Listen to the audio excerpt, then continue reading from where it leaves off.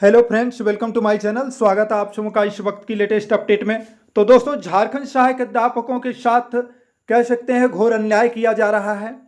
एक तरफ तो मुख्यमंत्री हेमंत सोरेन वादे से मुकर गए और जो भी मानदेय वृद्धि की गई उसमें पुनः 4% और 10% मानदेय में कटौती करके अगस्त माह का भुगतान किया गया है और अब ये बर्दाश्त की सीमा से बाहर होती जा रही है।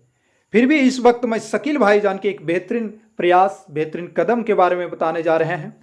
ये क्या करने जा रहे हैं, देखिए यहाँ पर आपको देखने को मिल सकता है। शकील भाईजान बैठे हुए हैं और ये खिजरी विधायक जो है राजेश कच्छप जी हैं, इनसे मुलाकात किए हैं और मुलाकात के बाद क्या कुछ इनसे बातचीत हुई है वो शकील भाईजान बता रहे हैं। तो इनके द्वारा जो बताया गया चीज़ है वो चीज़ आप यहाँ पर डिटेल से मिलेगा। तो इन्होंने कहा है आज दिनांक 3 अक्टूबर 2010 को, यहाँ 2024 है, 3/10/2024 खिजरी विधानसभा के कांग्रेस विधायक माननीय राजेश कच्छप जी से नामकुम प्रखंड के पारा शिक्षक मिले एवं वर्तमान मानदेय में 4% एवं 10% कटौती एवं वर्तमान सरकार के साथ समझौते में बनी सहमति, जो 28 अगस्त को सहमति बनी थी, है ना, उस तमाम विभिन्न बिंदुओं पर बनी सहमति को कैबिनेट में स्वीकृति दिलाने को लेकर चर्चाएं हुई। चूंकि अंतिम बैठक समझौता के दिन माननीय विधायक जी भी सरकार की तरफ से प्रतिनिधि के रूप में शामिल थे। कौन? जो खिजरी विधायक थे वो भी शामिल थे उस दिन, इसलिए उनसे मिला गया है कि यह समझौता जब हुआ है तो अभी तक कैबिनेट क्यों नहीं गई है।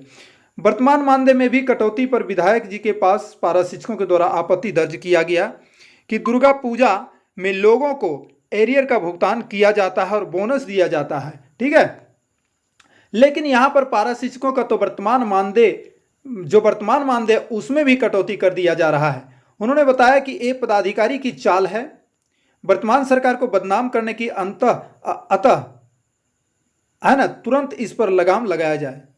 इनका कहना है कि वर्तमान सरकार को बदनाम करने की जो ये चाल है इस पर तुरंत लगाम लगाया जाएगा, ठीक है। ये बात कहा है। आगे कुछ और बोला गया है, उसको भी देख लीजिए।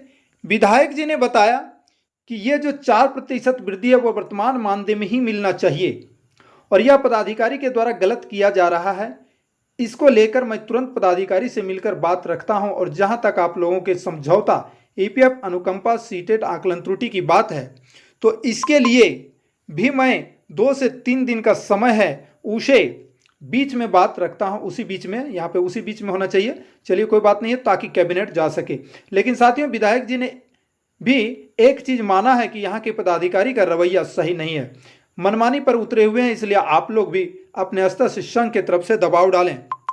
यहाँ पर मैं थोड़ा सा कहना चाहता हूँ दोस्तों, चलिए बात पूरी कर लेते हैं। दबाव डालें और मैं भी अपने स्तर से प्रयास करता हूं।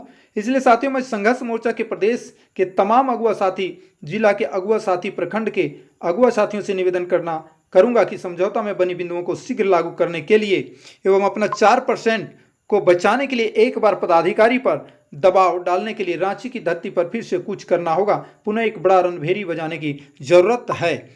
और आपको यहाँ पे देखें, आज मिलने वालों में शकील भाईजान, अमर महतो, धनेश्वर प्रसाद, प्रदीप महतो, मनोज कुमार, शादे हजाम, खुदिया मुंडा, मनोज उरांव, बुद्धाराम स्वामी और अन्य भी यहाँ पर हैं।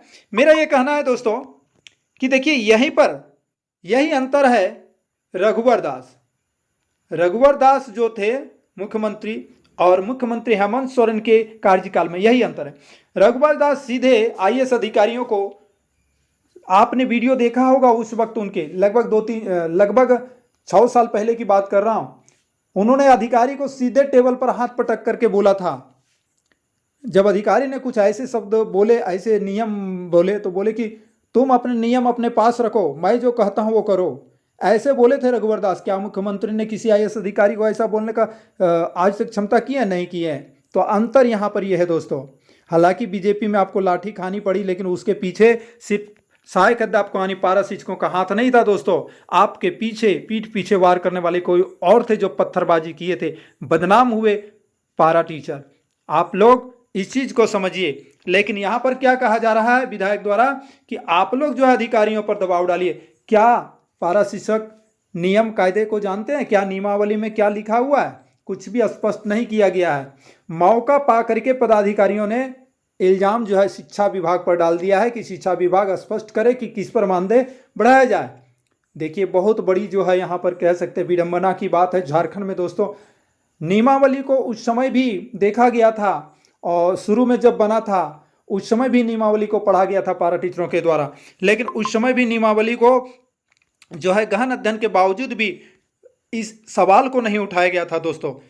और ये सवाल जो है मैंने भी ये बात तय किया था और आपने प्रश्न भी किया था कमेंट में कि किस पर बढ़ेगा।